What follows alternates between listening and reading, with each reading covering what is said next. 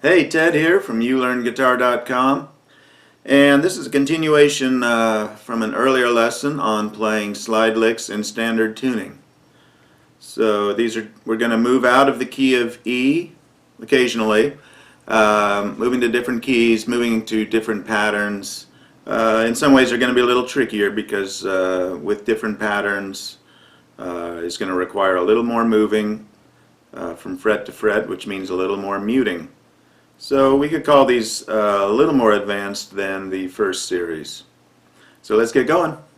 Okay, we're going to start with probably the most famous slide lick of all times. This one goes back to Robert Johnson, Son House, and it was really made famous when it was electrified by Elmore James. He kicked off so many of his great songs with this very lick. However, he was playing in open tuning, open E or open D, but it's easily adapted to standard tuning. And we are in the key of E.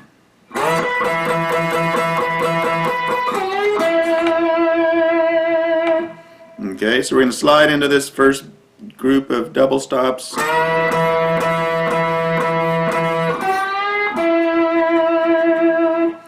So you can slide into the first of each three.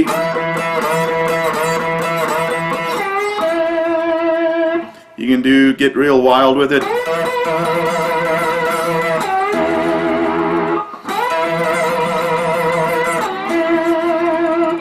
I don't recommend doing that at first, or I don't recommend doing that as the only way you want to play it. It's a little wild. But for effect, it's pretty cool. Okay, we're moving to the key of A. We're going to be playing out of this chord shape. Taking off my slide for a second. Okay, we're in 5th position, 5, 5, 6, 7. Sorry. Looks like an F chord, but we're moving it up. 5th position. So right away we see that we have notes that are not on the same fret, so we know that this is going to be a little harder than some of the stuff we've been playing up to this point. More muting is involved, better intonation is key. Or not better intonation, but proper intonation. Okay, so this one goes something like this.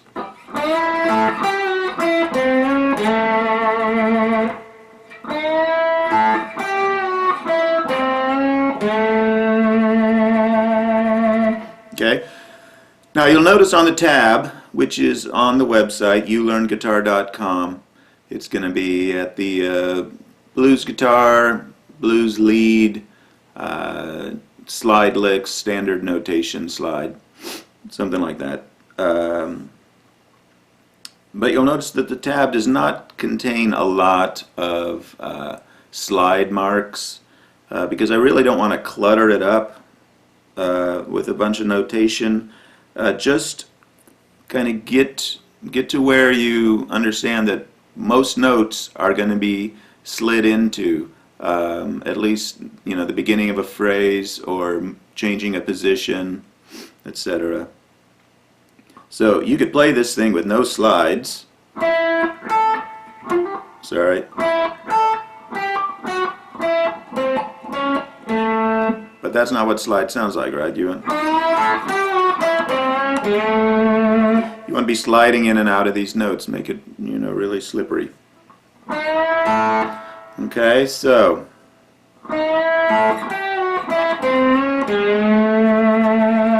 and I'd be happy to break this down for you if you want me to. Just send me an email.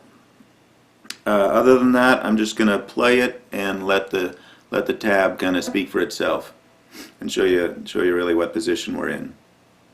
Okay, so another one in the key of A. It kind of is based off of this famous turnaround.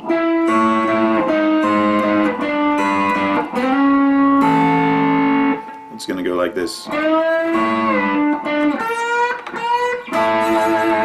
Okay, that sounded bad because I wasn't muting in between, so let's try that again.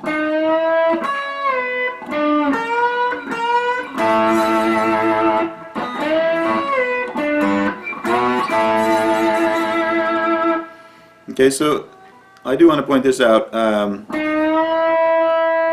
I slide into that third string, 9th fret, and go to the first string, I'm tilting the slide away from me.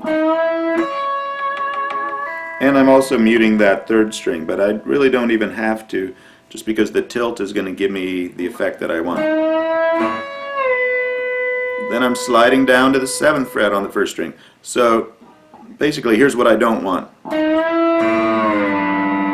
And I think that's what I got on the first one, so ignore that very first time.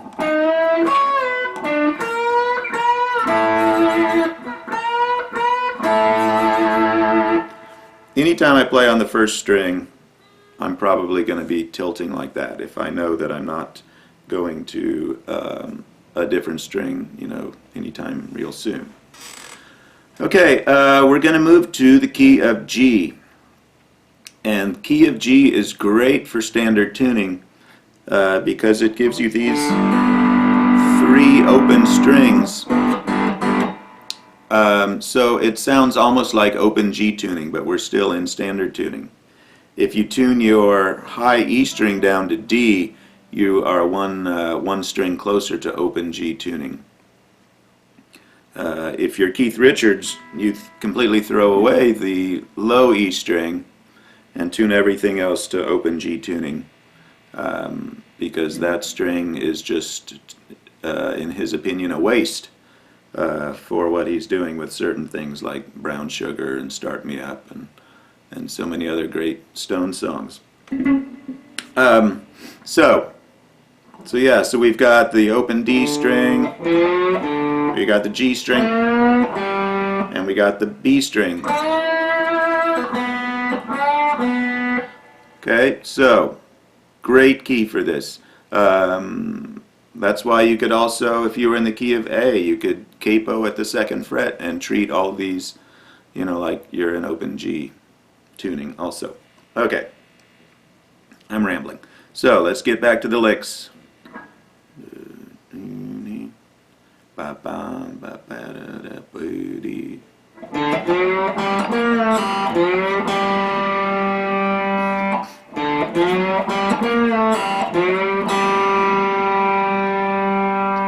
Okay, so you notice I'm playing the G at the 5th fret, 4th string, followed by the open G string. That's a good thing to do. I like to kind of slowly move into that note and just right at the last bit hit the open string. Okay, here is another one, kind of tricky. Let me look at the tab for a second.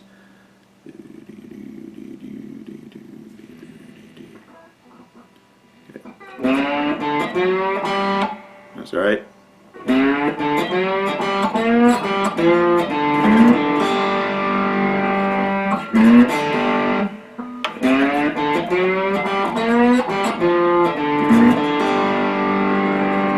So let me show you what I'm doing here at the end.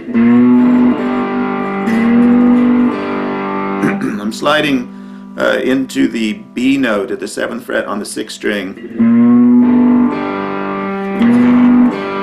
Again, I'm tilting the slide, but this time I'm tilting it towards me so that I only get that 6th string at the 7th fret.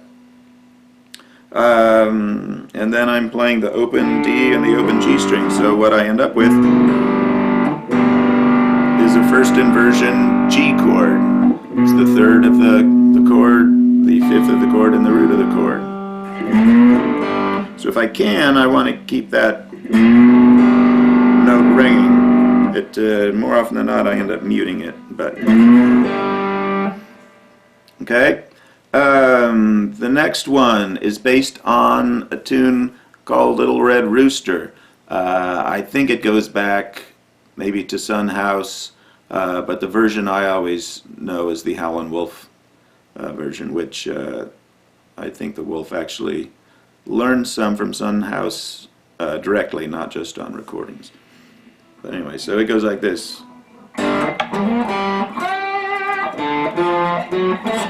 Sorry.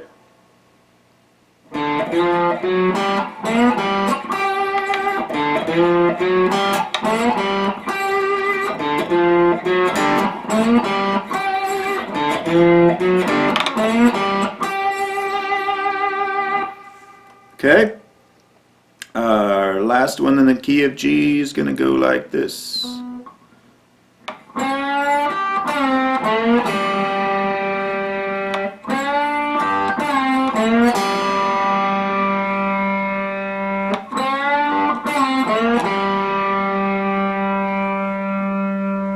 Okay, we're going to do one in the key of D. This one, however, can be moved to the key of G or the key of A just by moving the phrase down a string for the key of G or up a string for the key of A. By down, let me explain, I mean down towards the floor or up towards the ceiling, not down in pitch. Alright, so this goes something like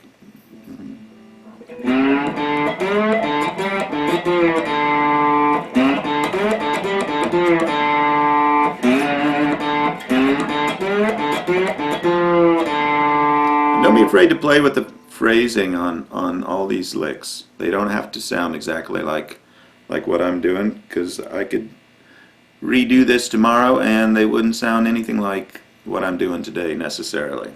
Okay, so I could play that fast, or I could play it slower.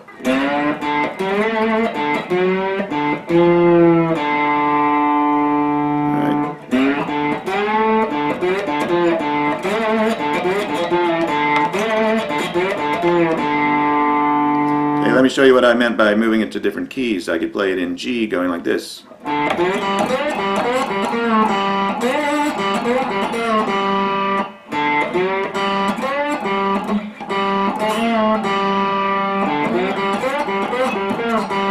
I can move it to A by moving everything up to the 6th string.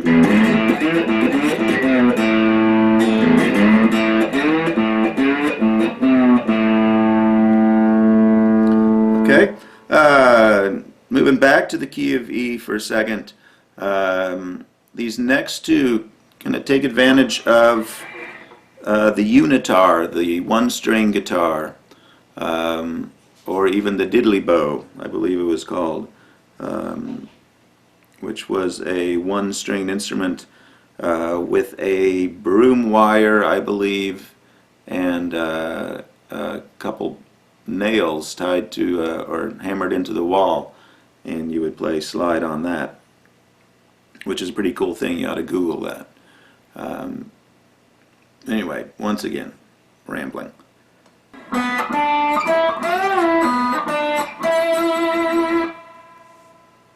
Okay, so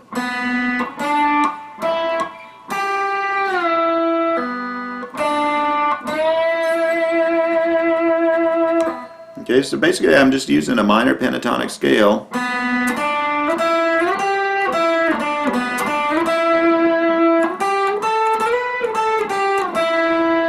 I'm playing on the B string, but I'm playing an E minor pentatonic scale. So I got this B, D, E, G, A, B, etc.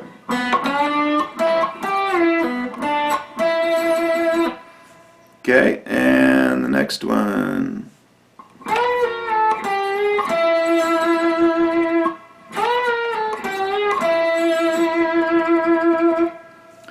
And finally, we're just going to play a nice E major arpeggio. Nice simple one to end your day. I'm sliding away from the first two notes, then into the next note, and then just staying right on the last note.